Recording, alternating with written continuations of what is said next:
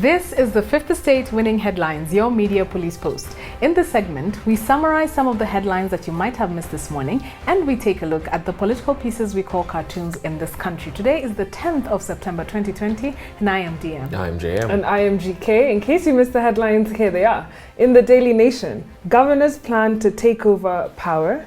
In the Standard, shock as state plans to stop varsity funding.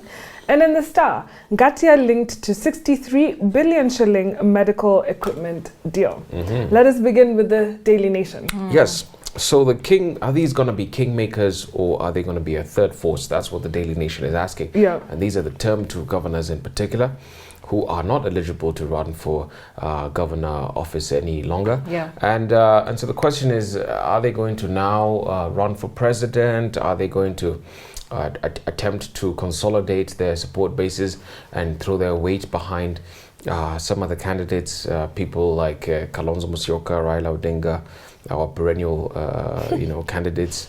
What are they going to how are they going to move their weight? Come 2022. I think what's interesting, firstly, is to make a distinction. What is a kingmaker and what is a third force, right? Because a kingmaker is a person or group that has influence on a royal or political succession, right? Without themselves necessarily being a viable candidate. Yeah. So you influence, two opposing sides. And then the third force is a political group or party acting as a check on conflict between two extreme or opposing sides. Yeah. So for instance, the Liberal Democrats in England are the third force in British politics between the Conservatives and Labour. Yeah. Sort of like a swing kind of... Do you think governors in this country are strong enough to be a third force on their own? You know what? I don't think so. The Daily Nation is also saying that the governors could influence the electorate in a certain direction. And I suppose that's the kingmaker argument that they are putting forward. I don't think so. In fact, I think second-term governors are what we call in political science, bure kabisa.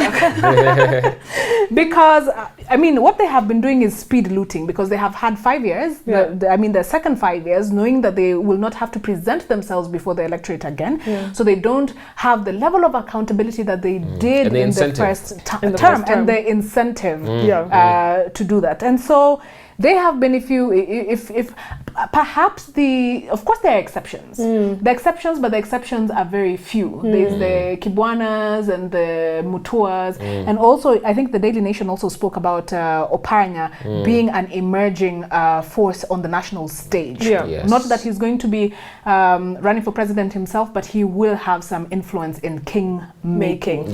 But as for most of the other governors, nothing. And zero. this crop, they haven't really risen to the level of kind of national profile, national politics, deserving. As the Isaac Rutos did in the first. Maybe this is their chance to push for BBI, because there's an expanded executive and they can find some space, wiggle room for themselves in there, right? So we have a 3-part criteria that we will use to break down the headlines. We will ask ourselves: is it topical or speculative? Is it repetitive or groundbreaking? And is it thoughtful or just plain lazy? I think it's thoughtful because it's giving us food for thought as to whether they will actually take over power. Whole other ball game. Yes. So we can park it for now. In the Standard, shock as state plans to stop varsity funding. Well, Standard, you're being a bit speculative there, and it's not entirely factual. So what's happening is that the university fund is reworking its model to see how it will make payments for students in universities, state-sponsored students. And what it is, what vice chancellors are proposing is that the fund will only give money to students who are studying niche subjects. So the Commission for University Education has listed strategic sectors that sort of prioritize strategic areas that will help in the development of this nation. So if your course does not contribute to Vision 2030 or to the Big Four, we are reconsidering that, and we're saying let's fund the really critical programs. I'm on board with that. I think sometimes theology may not help The big four. I am on the opposing end of that argument. Yeah. I read the Standard and I thought, are we living in Singapore in 1978, where Lee Kuan Yew was saying these are the things that people should study, these are the people focus their energies on important things. This is the thing, that now more than ever, the future is so unpredictable. Yeah. In every 5 years, life and the world and professions and careers and what a country requires to develop are changing so much. Yeah. And the other thing that will happen is that people or students will end up not having the incentive to choose what they have the interest or the aptitude in. And so they take that which the government will fund or will support, and then we end up having biochemists who are not interested in what they're doing because they prefer dancing. Maybe. Well, I hope there's a push for big data and information and data scientists, because I think whichever way we look at it, big data is going to be digital, a big thing. Yeah? So let's move to, well, we're going to toss the Standard because they're making us feel like funding is stopping altogether. Let's move to the Star, guys. Yeah, I suppose it's a bad day for journalism today, because also in the Star there's a bit of not only speculation but false reporting. So the Star is saying Ngatia, a man called Richard Ngatia, who's the president of the Kenya National Chamber of Commerce and Industry, has been linked to the KEMSA corruption scandal. Yeah. But they're using the Senate ad hoc committee that is investigating this matter, the report that they produced. And when you read the story, you find that there's a big detachment with the headline. Now, according to the report by the ad hoc committee, Richard Ngatia's company, Megascope Limited, was in receipt of 5.4 billion shillings to acquire medical equipment. However, they were not supposed to have been in receipt of that money because they're not manufacturers of machines. So they got in partnership with a Chinese company, but in the end, the committee found that the Chinese company transferred ownership of that equipment to Megascope. The other accusation is that and so for this they circumvented, the procurement process in order to get that 5.4 billion. So the other accusation is that they grossly exaggerated the prices for the equipment. For instance, linen trolleys in the market range between 5,000 and 15,000 Kenya shillings, but Megascope charged 306,000. But I mean, so how do these things pass? This is my problem. If at committee or tender stage, those things were not being raised and saying, okay, this is not the market price for these goods, why was it passing? Why have you paid somebody all this money? Yet you should have done your due diligence. And on the other point on, the Chinese sort of being the actual manufacturers, I'd prefer the money went to a Kenyan than a Chinese any day. Absolutely. So the conditions... Buy Kenya and build Kenya somehow. The conditions that they set are also quite unattainable because we don't manufacture those equipment. Okay. Can we also toss, because the Star makes it look like he has stolen this 63 billion. I was linked to this 63 billion. Absolutely. So we're tossing. Can we give our winning headline then to the Daily Nation? Let's give our winning headline to the Daily Nation. There you have it. Onto the political pieces that we call cartoons in this country, where we also have a 3-part criteria. We ask ourselves, is it humorous or dry? Is it satirical or pessimistic? And is it effective or just plain lazy? Can we begin with the Daily Nation? What do we have? In the Daily Nation, we have the DPP Haji balancing on a tightrope, and the tightrope is leading to an open can of worms, which is written graft in counties, implying that Haji is perhaps approaching cases about graft in counties with great caution and hesitation. Yeah. Interesting. I mean, I feel like either they're saying here that the DPP could be overwhelmed, given the sort of level of graft that exists, or we're approaching an electoral season and we're sort of trying to see if we can keep them sweet for the electorate. So the moral of the story is that he may be opening a can which he will wish he did not open. Exactly. Let's park that in the Star. Yes, so today's cartoon is of a newspaper headline reading Transfer Window Latest Circus, and right beside Lionel Messi's caricature in the uniform of Barcelona is the subheader, Messi's U-turn. And here, 10 days ago, the context is that Messi stunned the world of football after informing Barcelona that he wanted to activate the release clause in his contract. However, upon further reflection, he decided he will remain at the club that he has called home for about 20 years. Now, beneath that story is another headline: KMC transferred to defense, and the little caption there reads: the first. It reads that the military will now run the cash-strapped KMC in a move aimed at boosting its operations and survival. I'm sure this news made you happy, Jay. It made me very happy. You know, I've been talking about something called bureaucratic authoritarianism, where you have the military take over the top senior leadership. They just calm politics down and they let bureaucrats get to work. And you will be surprised, Kenyans, you will be surprised at how quickly KMC will be revived at a very low cost. And to whose benefit? To the benefit of civilians, of Kenyans, people like you and I. So you're basing that argument on the efficiency and the discipline of the military. Of the military so far, and all that they've been able to achieve in nation building. Fantastic. So I hadn't seen the KMC, I'll be honest. So do we give it the Daily Nation or the Star? I quite like the Star now, given your commentary. I think we give it to the Star. Yeah, there you have it. Creative rendition. Gives us our winning cartoon. And now for our final thought, but before we get there, please remember to subscribe to our YouTube channel. So this week on The Final Thought, we've been looking at controversial leaders around the world, historically, and the lessons that we can learn from them or from their tenure.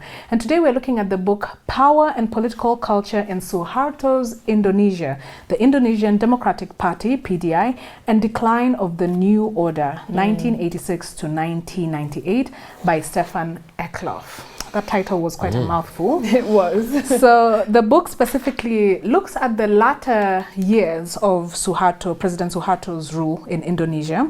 So Suharto was president from 1968 to 1998, so 30 years. Moi was only 6 years short of Suharto's tenure. And he was preceded by President Sukarno. And I also say this because Suharto began his presidency by negating Sukarno's legacy. So in fact, he started with a process called de-Sukarnozation. Interesting. But his own framework, which the book talks about in its decline, was called the New Order, which was actually quite popular until in the 1970s and the end of the 1960s, 1970s, and the 1980s. But then thereafter, in the 1990s, there was a steep decline in his popularity, ostensibly because of his authoritarianism and also grand corruption. Now, Transparency International has rated Suharto as the most corrupt leader in modern day history. He has thought to have amassed between $15 and $35 billion in the 30 years that he was ruling Indonesia. But before the 90s, Suharto's government was actually very popular with the West. He was the West's blue-eyed boy, and he was getting a lot of both economic and diplomatic support from America and other countries. You could say it's because he had formed a very strong government, which was military-based, in a very big country. I mean, Indonesia is the 14th largest country in the world. It has an archipelago of 17,000 islands. And there's over 200 million people. Their population stands at that, with 700 languages. So he did a good job of consolidating a country that was so big.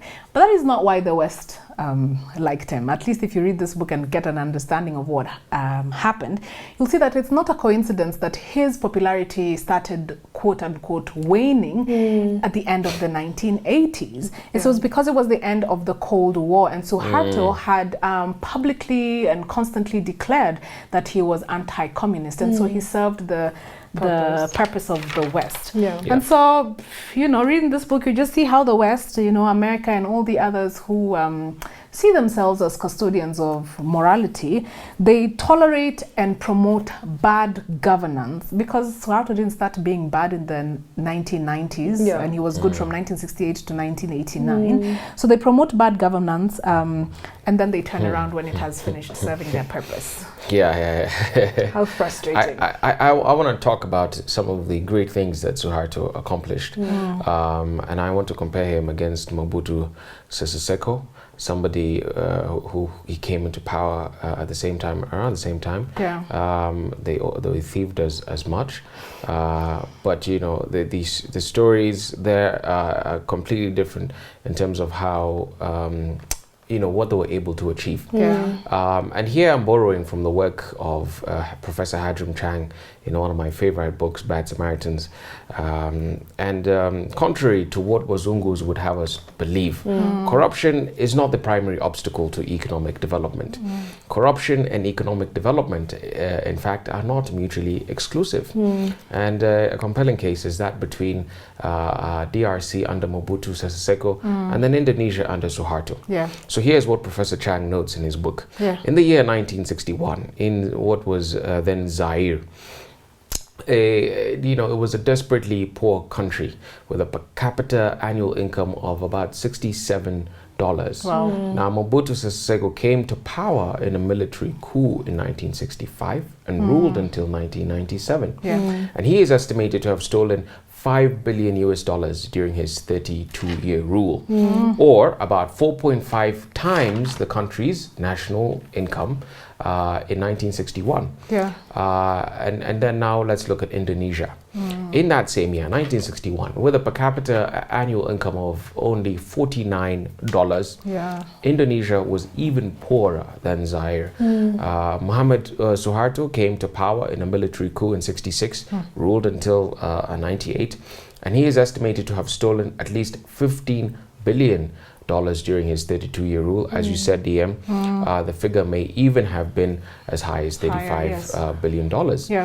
His children became some of the country's richest business people. Now, Suharto therefore stole the equivalent of about 5.2 times his country's national income, if we use 1961 as the base year. So Zaire's income per capita in purchasing power terms in 1997, when Mobutu was deposed, was 1/3 of its level in 1965, when he came to power. So he left it far worse off when he, you know, as opposed to when he went in. Now, considering the corruption statistics, Indonesia should have performed even worse than Zaire. Yet, where Zaire's living standards fell by 3 times during Mobutu's rule, Indonesia's rose by more than 3 times during Suharto's rule, right? And so, in sum, a country can still develop despite high levels of corruption. The two are not mutually exclusive, and that's what we see in Indonesia. What matters is the economic ideology that we subscribe to. And as you mentioned, DM, a lot of that money that had been circulating in Indonesia, Suharto found a way of keeping it in Indonesia and building it. And I'm sure, GK, you'll tell us a little bit more about that as well. I will. So people have a lot of negative things to say about Suharto, but like you're saying, JM, he brought considerable material benefits to the people of Indonesia. And so the regime was successful in engineering economic growth at a time when he was coming in. There were high levels of hyperinflation, and he was trying to resurrect the economy. And so he said, okay, how are we going to do this? So between his reign and 1997, like mid-1997, he decided to allow a lot of foreign direct investment and a large inflow of international aid into the country. More than that, he recognized the usefulness of a large state enterprise sector, which he had inherited. So this was useful to him in many ways, and they say this is the reason why he stayed in power for so long. Number one, state-owned enterprises can provide jobs for members of the armed forces upon their retirement from active duty, and this will help ensure their loyalty and dependence on the regime. Number two, state-owned enterprises could be used to provide jobs for relatives and friends of Suharto supporters, such as ministers and senior bureaucrats. And third, again, absorbing the high level of military personnel who were potential threats to Suharto's authority. The fourth thing is that these enterprises could be used as cash cows. So this was by way of overpriced contracts with suppliers and underpriced contracts with customers. And then early on, he also recognized you can have the public sector enterprises, but you can also have monopolies in the private sector. And he would use these to generate huge amounts of rent and taxes. And one of the earliest sort of models he used was just when he comes into power in his first year of the new order, and he sort of restricted the imports of cloves. Now, cloves are an essential product for these Indonesian cigarettes that were famous, Kritex or something, and they restricted the importation to just two firms. One is owned by a business associate of Suharto, who is now Indonesia's richest citizen. And the second was Suharto's half-brother, so keeping it in the family. And so what he realized is in the private sector, they could do something called business franchising. And so the idea was you can have big business, it can engage in that efficient corruption, but it will keep money and reward those in Indonesia. And a lot of people who I think were the biggest benefactors were actually Chinese Indonesians. It turned out some of the richest families that would come back.